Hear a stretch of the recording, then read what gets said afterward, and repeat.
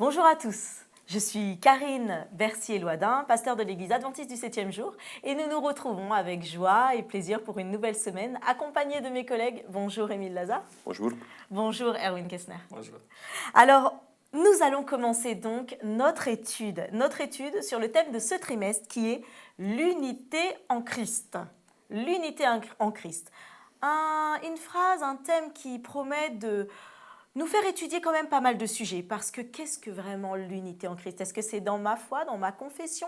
Est-ce que c'est plus large que cela? En tout cas, il y a pas mal de sujets à exposer. Mais juste avant de pouvoir commencer avec le premier thème de cette semaine, je vais demander donc à Émile de bien vouloir prier pour nous. Merci. Seigneur, nous voulons te remercier pour ce privilège d'ouvrir ta parole, de comprendre ta sagesse. Et nous te demandons que ton Saint-Esprit soit celui qui nous guide aujourd'hui. Au nom de Jésus. Amen. Amen. Amen. Quand surgissent les conflits, quand surgissent les conflits, que fait-on? Comment est-ce que cela se passe? Comment le vit-on? Et est-ce que même cela a vraiment du sens? D'ailleurs, quand surgissent les conflits, ça paraît même presque antinomique et paradoxal pour des chrétiens, mais pourtant ça existe. Alors pour commencer, voici un texte que vous pouvez trouver donc dans Galates 3 au verset 27, d'abord le verset 27. Galates 3, verset 27. Vous tous qui avez été baptisés en Christ, vous avez revêtu Christ. Vous tous qui êtes baptisés en Christ, vous avez revêtu Christ. Est-ce que vous pouvez nous expliquer les différents termes qui sont dans cette phrase? Parce qu'il y a une portée par la suite, bien sûr. Donc, baptiser, revêtir, qu'est-ce que ça veut dire? Vous tous qui avez été baptisés en Christ, vous avez revêtu Christ. Qu'est-ce que cela signifie? Il y a une définition de l'apôtre Paul concernant le baptême dans Romains, le chapitre 6, qui dit que le baptême, c'est l'identification avec le geste le plus fort que Jésus il a fait, sa mort et sa résurrection. Et quand quelqu'un se baptise, il déclare d'une manière publique qu'il veut être exactement comme Christ. Après, il y a sa vie. Et chaque jour, il doit vivre après la loi du Christ. Ça veut dire il doit respecter les enseignements du Christ, mais aussi d'être dans les relations avec les autres exactement comme Christ a été dans les relations avec les autres, d'imiter effectivement Jésus dans sa vie. Ça veut dire baptiser, identification publique avec Jésus, déclaration, à partir de ce moment-là, sa vie sera la vie du Christ, et après, tous les jours de sa vie d'après, il faut pratiquement vivre comme Christ. Merci, oui. Je suis d'accord, et d'ailleurs, l'apôtre Paul le dit pour lui-même en Galates 2:20. J'ai été crucifié avec Christ, et si je vis, ce n'est plus moi qui vis, c'est Christ qui vit en moi. Je considère que c'est une des idées les plus profondes qu'on puisse avoir, que je me donne à Christ, et puis commence un processus extraordinaire où petit à petit, ce n'est plus moi, mais je me transforme. Pas du point de vue extérieur, bien sûr, mais c'est mon caractère qui au début, il est mieux ou meilleur ou moins bien, mais mon caractère, il va petit à petit devenir comme celui de Christ. Et c'est comme si on prend un vêtement, c'est l'image, voilà, c'est Christ. Après qu'on voit la personne, après un certain temps, ce n'est plus lui, mais le comportement est celui de Christ. Et voilà, il est revêtu de Christ, ça veut dire qu'il se comporte comme Christ. Et les personnes qui le perçoivent voient pratiquement le comportement de Christ. C'est vers cette dimension que nous devrions tendre tous. Et ça a aussi un lien avec le fait de manger et boire Jésus-Christ dans la scène. Oui. Le fait de consommer la chair de Christ en symbole, ça veut dire aussi que ça devienne après part de moi-même. D'accord. La question fondamentale pour un chrétien, ce n'est pas est-ce que je suis conformément à la loi, mais la question est, est-ce que je suis conformément à Christ? Parce qu'il y a un texte aussi que l'apôtre Paul nous dit dans Romains 10, le verset 4, qui dit que Christ est la fin de la loi, dans le sens que Christ est l'accomplissement définitif de la loi. Tout à fait. Et quand on parle d'unité, parce que c'est le thème général, l'unité est toujours basée sur quelque chose. On ne peut pas être unis Oui. Ah ouais. comme Oui, ça. On tout est à unis fait. parce qu'on vient de la même famille, on est unis parce qu'on a les mêmes origines, on est unis parce qu'on a les mêmes intérêts. Et dans ce cas-là, la base de l'unité est Christ. Ça veut dire on est unis en Christ, en ce qu'il est, en ce qu'il enseigne, et c'est là que se passe l'unité. Donc, ce n'est pas une unité à tout prix ou dans d'autres idées, c'est autour de Christ. Et là, le baptême dont on parle, c'est bien le baptême par immersion, baptizo, donc c'est immerger, c'est être plongé totalement dans l'eau pour ressortir une nouvelle créature. Et comme vous disiez, revêtir justement cet apparat, en tout cas ce comportement, cette attitude, cette pensée même de Christ. Et justement, vous parliez d'unité. Alors là, concrètement, parce que nos études aussi, c'est pour que nous soyons concrets, que nous comprenions la pensée, mais aussi que nous puissions l'appliquer concrètement. Quand on parle concrètement là d'unité, tout chrétien de toute confession ayant été baptisé en Christ est donc revêtu de Christ. D'accord ? Donc, qu'il soit évangélique, adventiste, pentecôtiste ou tout autre chrétien revêtant Christ, on peut dire que c'est donc nous sommes tous en Christ. Alors la question, est-ce de l'œcuménisme que de considérer l'unité aux autres qui croient en Christ, cette unité en Christ, qu'elle soit plus répandue? Est-ce que ça, c'est de l'œcuménisme? Non. Qu'est-ce qui commence? Alors, déjà, la pensée ici n'est pas confessionnelle. Paul ne parle, même s'il dit grec et juif, mais ce n'est pas dans le cadre confessionnel qu'il parle. Et au moment où on est baptisé en Christ, au moment où on accepte Christ, je pense qu'il peut être une unité avec toutes les personnes qui déclarent déjà être chrétiens. Mais ce n'est pas seulement être chrétien qu'on suit aussi Christ. Ça veut dire que le Christ avait un enseignement. Il y a des gens qui se disent chrétiens. Prenons l'exemple de l'Église catholique au Moyen-Âge. Ils étaient chrétiens. Et ils ont tué toutes les personnes à leur portée qui avaient d'autres idées. Donc, je ne pourrais pas être uni avec une telle personne, jamais dans la vie. Je pourrais l'accepter, je pourrais l'aimer, je pourrais essayer à l'aider, mais je ne pourrais pas me considérer uni avec lui. Il faut faire attention parce que Christ, il n'appartient pas à une confession. Christ, c'est une philosophie de vie, c'est une manière de vivre. Et il est possible qu'il y a des chrétiens de tous les bords, de toutes les confessions, qui peuvent passer par ce changement. Ça veut dire qu'ils s'identifient totalement avec Christ et qu'ils veulent, avec les conceptions qu'ils découvrent dans la Bible, avec la lumière qu'ils ont de la Bible, ils veulent exactement vivre comme Christ. Et ça n'empêche pas, par exemple, moi, en tant qu'adventiste, l'autre en tant que pentecôtiste, l'autre en tant que baptiste, qu'on peut avoir, à un moment donné, une entente entre nous, parce que nous respectons l'un l'autre, exact comme Christ nous a enseigné. Maintenant, quand on parle de l'écuménisme, ça c'est une autre chose. Il ne faut pas confondre, parce que le mot écuménisme est utilisé plutôt pour réaliser un fin politique. Et ça c'est... Pour moi, je ne crois pas que l'unité doit se réaliser avec des moyens politiques. Si l'unité doit se réaliser, c'est l'unité qui a été décrite, qui a été présentée par Jésus-Christ. Et quand vous lisez, par exemple, la prière, c'est la prière sacerdotale de Jésus dans Jean chapitre 17, là, Jésus, il est clair. La sanctification se fait par la vérité, et la vérité est la parole de Dieu. Donc, si l'autre qui est de l'autre confession, il découvre dans la parole de Dieu comment Jésus a vécu, comment Jésus s'est comporté avec les autres, quels étaient les principes de vie de Jésus. Donc, Jésus peut vivre avec lui, peut vivre en lui. Bon, ça m'arrive des fois de rencontrer des gens, des chrétiens d'autres confessions avec qui je peux avoir une amitié et un partage si fort. Il ne faut pas exclure ça ou limiter ça en disant seulement c'est dans ma foi, dans ma confession que Jésus peut agir. Jésus agit au-delà des frontières d'une confession. Oui, c'est Oui. c'est l'idée de l'Église invisible.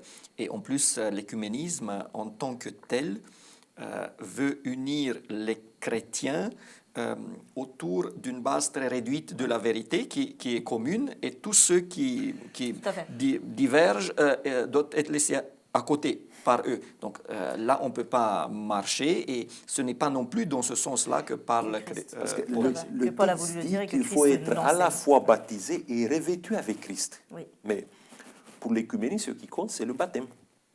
Si tu es baptisé, tu es chrétien, tu es nommé chrétien, ça suffit. Il faut que tu trouves un moyen de t'entendre avec les autres. Mais il y a un peu ils mettent à l'écart ce revêtement de Christ. Oui, ce qui est quand même une base quand même essentielle Ouais, mais pour dire les qu'on deux- est, les qu'on deux voit Christ et marchent qu'on ensemble. représente Christ. Oui. Les deux marchent ensemble, le baptême avec les vêtements du Christ. Alors justement, on va continuer, parce que ça va même plus loin que simplement la confession, et c'est une réalité aussi aujourd'hui. Le verset 28 continue et dit « Il n'y a plus ni juif ni grec, il n'y a plus ni esclave ni libre, il n'y a plus ni homme ni femme, car tous vous êtes un en Jésus-Christ. » Pourriez-vous, s'il vous plaît, expliquer pourquoi Paul fait cette allusion, et pourquoi ce parallèle entre juifs, grecs, esclaves, libres, hommes, femmes? Replongez-nous en fait dans le contexte de l'époque pour que nous puissions comprendre pourquoi il précise cela. Alors, chacun se définit dans son identité par un ou plusieurs éléments. Donc, moi, par exemple, je suis roumain, je suis homme, je suis pasteur, je suis marié, voilà, je suis libre, bien sûr, parce que l'esclavage n'existe plus. La question est, qu'est-ce que je suis tout d'abord? Parce qu'il y a des personnes qui sont tout d'abord, je ne sais pas, serbes. Vous savez, il y a une question en Macédoine qui a été discutée pour est-ce qu'ils peuvent s'appeler la Macédoine du Nord. Et il y a quelqu'un qui a dit, moi je suis macédonien de je ne sais pas combien de temps et je reste macédonien, je ne suis pas macédonien du Nord. Mais pour un chrétien, je considère qu'il faut qu'il soit d'abord et surtout chrétien. Et si je suis chrétien, je suis proche de toutes les personnes qui sont chrétiens comme moi. C'est ça qui compte. Ce n'est pas ma nationalité, ce ne sont pas mes origines. Et je suis plus proche, normalement, je devrais l'être, de quelqu'un qui partage Christ avec moi que d'un membre de ma famille qui ne le fait pas. Et mon identité principale est que je suis chrétien. Et juste après viennent toute autre chose qui pourrait t'arriver. D'abord, je suis chrétien. C'est le plus important. D'accord, merci. Bon, si on plonge un peu dans la situation du premier siècle, il y a une fragmentation de la société avec des tendances de se croire supérieur aux autres. Par exemple, un citoyen romain, dans l'Empire romain, il était supérieur aux autres. Oui. Il n'était pas soumis aux mêmes lois, aux mêmes corvées que les autres. Les Grecs aussi se considéraient supérieurs aux autres. Les Juifs aussi, il avait cette tendance de supériorité. Après, il y avait cette différence entre hommes et femmes, entre des gens qui étaient propriétaires des gens libres et des esclaves. Donc vous avez une société un peu comme aujourd'hui. Oui, parce qu'il y a encore de l'esclavage dans certains pays. Même si aujourd'hui on a des déclarations des droits de l'homme, du citoyen, que tout le monde dise que ça c'était... Mais en fait, on ne respecte pas ça. Parce que si, vous voyez, s'il y a 3000 Africains qui meurent dans une guerre aujourd'hui, ça ne concerne pas beaucoup de gens. Mais s'il y a un attentat à Paris où il y a 15 personnes qui meurent, on va parler de ça pendant des mois et des mois. Parce qu'il y a dans la société cette conception qu'ici, les gens sont plus valeureux que dans les autres parties du monde. Et ça, ce n'est pas vrai. Devant Christ, il n'y a pas ça. Devant Christ, chaque personne, chaque humain a la même valeur. Et c'est ça qu'un chrétien doit apprendre et doit vivre avec ça. Devant lui, quand il voit un homme, une femme, il faut savoir que l'amour de Christ pour cette personne, c'est le même amour que pour lui. Et ça crée entre nous une égalité totale. Et il faut vivre avec ça. De valeur. Oui, même si, écoutez, même si nous ne sommes pas peut-être d'une manière naturelle portés vers une telle conception, il faut se battre pour nourrir une telle conception. Alors, je ne sais pas si vous aurez nécessairement la réponse, mais toujours pour parler concrètement, et ça a été très bien dit, il n'y a plus de question de statut, qu'il n'y a pas l'histoire de l'esclave ou de celui qui est supérieur à moi ou pas. On est tous chrétiens, on a tous cette égalité, cette pensée qui dirige et qui nous amène à pouvoir refléter Christ. Il Donc, y a des normalement, différences. Il y a des différences. Nous sommes différents déjà et nous avons peut-être des responsabilités différentes, mais il n'y a pas de différence de valeur. voilà, de valeur. Et de conception de l'un et de l'autre aussi, normalement. En tout cas, Oui, on ne considère pas l'autre inférieur à nous, ou quoi que ce soit. Ça n'existe pas. Donc, pas de distinction au niveau des, en tout cas, de tout ce qui pourrait être racisme, culture, séparation. Ça n'a pas lieu d'être. Pourtant, ça existe. Pourquoi? Alors, parlons du racisme. Si on pense à l'Amérique du Nord, le Ku Klux Klan, c'était des chrétiens.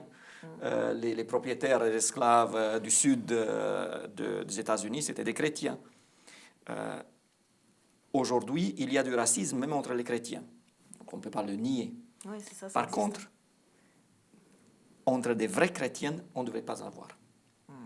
C'est aller à l'encontre. Je pense que c'est une honte de se dire chrétien et de voir le racisme. Et c'est très facile d'y tomber.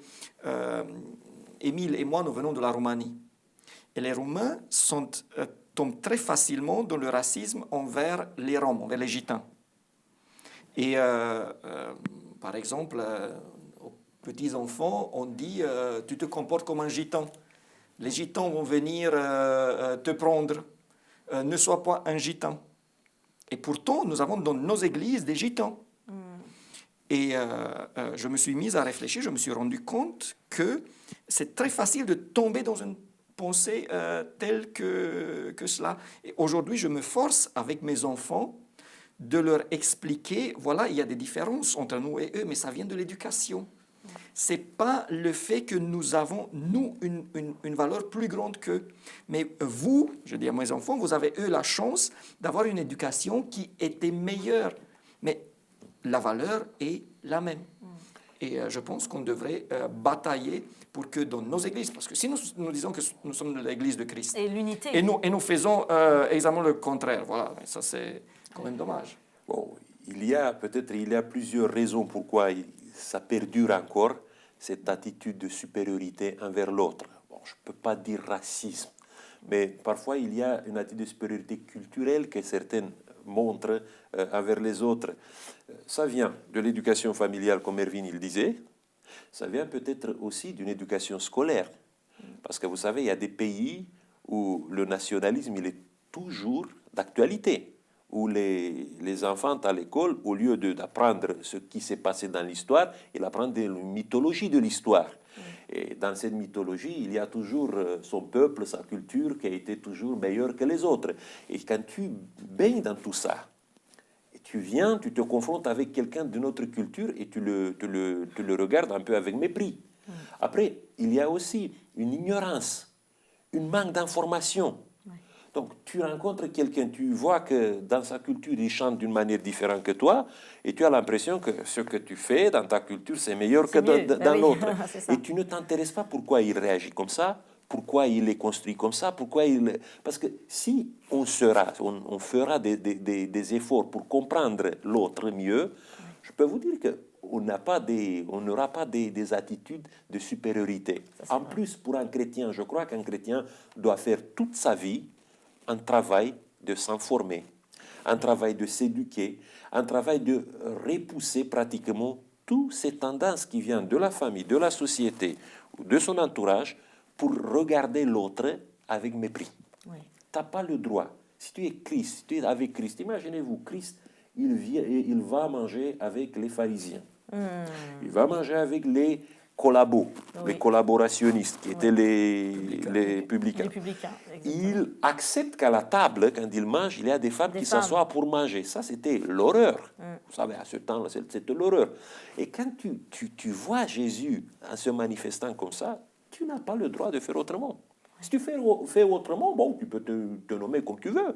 Mais tu n'es pas Mais chrétien. tu n'es pas chrétien. Tu n'es pas chrétien. Ah oui. Et justement, alors là, on parle sur tout ce qui peut sembler peut-être évident, clair, et puis sur lequel on a une compréhension qu'on ne devrait pas faire, mais que ça existe. En tout cas, ça n'a pas lieu d'être à partir du moment où on s'appelle chrétien. Les choses deviennent plus corsées quand il s'agit de tout ce qui est théologique, de tout ce qui est philosophique, de tout ce qui est de l'ordre de la pensée ou des convictions. Et justement, qu'en est-il quand la division vient d'un enseignement? Alors nous avons dans Acte 10, un événement majeur qui s'est passé dans la chrétienté. Et notamment, ça a été la conversion des païens.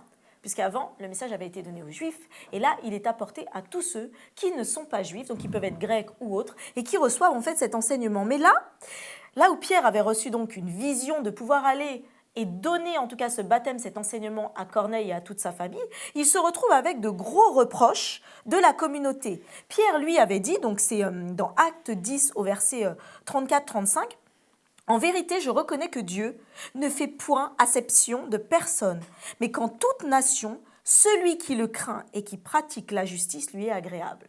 Dieu ne fait pas de différence entre les personnes, mais que dans toute nation, celui qui le craint et qui pratique la justice lui est agréable. » Et voici les reproches. Alors, le peuple à Jérusalem va lui faire des reproches. Comment a-t-il pu aller vers les païens? Comment a-t-il pu se diriger vers eux? C'est impur, etc. Seulement, après avoir entendu le témoignage de Pierre et l'impact du Saint-Esprit, comment le Saint-Esprit lui avait parlé, avec joie, ils vont dire, il sera dit dans Acte 11, verset 18, « Après avoir entendu cela, ils se calmèrent et ils glorifièrent Dieu en disant, « Dieu a donc accordé la repentance aussi aux païens, afin qu'ils aient la vie. » Quels enseignements cet exemple nous donne-t-il pour les conflits majeurs qui trop souvent divisent les chrétiens, en tout cas ceux qui le sont, dans leur baptême, dans leur attitude, dans leur comportement, dans leur pensée, qui veulent sincèrement suivre Christ et qui s'appuient sincèrement sur les enseignements, mais dans des différences d'enseignement ou dans des différences de compréhension se retrouvent en division. Qu'est-ce que cet exemple nous montre là? Je crois que première chose, il ne faut pas fuir les conflits. Il faut accepter que les conflits font partie de la vie et du progrès dans la vie. Dans une église, s'il n'y a pas de conflits, ça veut dire que cette église est en train de mourir, est en train de s'endormir. Mais les conflits, normalement, naissent, comme dans ce cas-là, naissent des provocations, naissent de la situation que quelqu'un vient d'affranchir certaines frontières, certains tabous, certains préjugés qui existaient. Pierre est allé au-delà des préjugés de l'Église. Ça donne naissance à un conflit. Maintenant, le problème se pose, comment on gère les conflits. Et regardez, ça c'est peut-être l'exemple le plus heureux que vous trouvez dans la Bible, où les gens viennent poser des questions, ils confrontent l'apôtre Paul avec la situation. L'apôtre Paul donne son témoignage. Son témoignage, les gens sont sincères, sont ouverts, sont honnêtes dans l'écoute. Et finalement, ils disent, oui, on a bien compris. Maintenant, on sait pourquoi les choses sont comme ça. Et à la fin, l'Église s'est enrichie avec une pratique qu'elle n'avait pas à ce moment-là. Bon, quelques années plus tard, la même chose, ça se passe en Antioche, parce qu'ils ont accepté, par exemple, qu'il y a des païens. Mais des païens quel type? Corneille, c'était un païen qui respectait le judaïsme. Tout à fait. Mais en Antioche, on a affaire avec des conversions des païens qui ne respectaient pas le judaïsme, c'était des Grecs. Oui. Et à ce moment-là, l'Église de nouveau commence à s'interroger, à poser les questions. Et il y a même, dans le texte, dit qu'il y a eu une dispute très violente dans les paroles entre ceux qui étaient l'adepte de conversion directe des Grecs et ceux qui disaient qu'il faut qu'ils passent par une conversion au judaïsme. Et bon, finalement, ça s'est réglé parce que quand les gens sont honnêtes, quand les gens sont capables d'être à l'écoute, de laisser l'autre parler jusqu'au bout, moi je crois que le conflit peut se régler avec un issue qui sera meilleure qu'avant le conflit. Et le grand problème apparaît au moment où chacun vient pour imposer son point de vue et qu'on mette comme ça, on bouge les oreilles, on n'écoute pas les autres, on est là pour faire passer juste nos idées. Et quand tu as un dialogue des sourds comme ça, c'est impossible de régler la situation. Mais malheureusement, il y a toujours des gens qui sont restés sur leur position et le pauvre apôtre Paul, après quand il est arrivé à Jérusalem, ils lui ont dit « mais on a entendu que ça fait cela » et voilà. Ce que je voulais dire aussi est que il faut aimer et accepter en tant que personne n'importe qui avec n'importe quelle idée. Mais on ne peut pas être uni avec n'importe qui et avec n'importe quel enseignement. Je vous donne un exemple concret, même si ce n'est pas populaire, mais aujourd'hui, on parle énormément de l'acceptation des homosexuels. Je considère, comme la Bible le dit, qu'il s'agit d'une abomination. Et je considère que s'il y a quelqu'un qui a ce problème-là, on doit l'aimer. Oui, mais on ne peut jamais dire que la pratique de l'homosexualité est acceptable. En tant qu'Église, je ne pourrais jamais dire cela. Et s'il y a quelqu'un qui enseigne ça, qu'il soit membre, qu'il soit pasteur, pire, ou enseignant, et qui enseigne cela, il n'a qu'à se séparer de l'Église parce que l'Église est unie autour de ce que dit la Bible. Oui, tout à fait. Donc, je peux pas aller dans une unité de ce type-là où, OK, on accepte cette idée-là, on accepte aussi l'autre. L'unité doit être autour de la vérité, autour de Christ. Oui, tout à fait. Et je pense que ça serait plutôt cohérent. Quelqu'un qui dit, bon, je ne peux pas accepter ce que l'Église dit sur ce point-là, mais je me sépare et je vais là où on peut être unis dans cela. Disons que c'est quand même toujours assez étonnant de voir que quand les choses sont écrites clairement, on arrive quand même à vouloir, comme vous le disiez tous les deux, vouloir imposer nos positions sur la Bible et dire non mais ça peut être différemment et moi je le crois et j'invite des personnes à me suivre et à croire comme moi.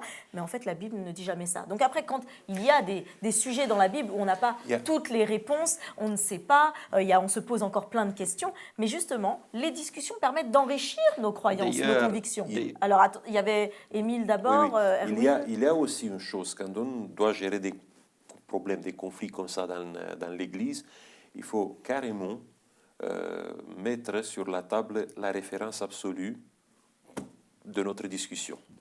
Et quand vous voyez par exemple au Concile de Jérusalem, quand il y a cette question, qu'est-ce qu'on fait avec les païens qui se sont convertis, ils se sont bien rappelés, les chefs de l'Église à ce moment-là, de certaines prophéties de l'Ancien Testament, Acte 15, qui parlaient à un moment donné que le peuple d'Israël, le peuple de Dieu, va s'enrichir avec tous les ennemis qui étaient autour d'eux, avec les Édomites, avec les Moabites. Et ils sont comme ça, des textes d'Amos. Bon, il y a aussi le texte de Jérémie qui parlait de toutes ces choses-là. Et maintenant, ils sont convaincus sur la base aussi de la parole, mais aussi sur la base du témoignage. Donc, il faut aller avec les deux. Témoignage pratique, qu'est-ce qui se passe sur le terrain, mais aussi le texte biblique.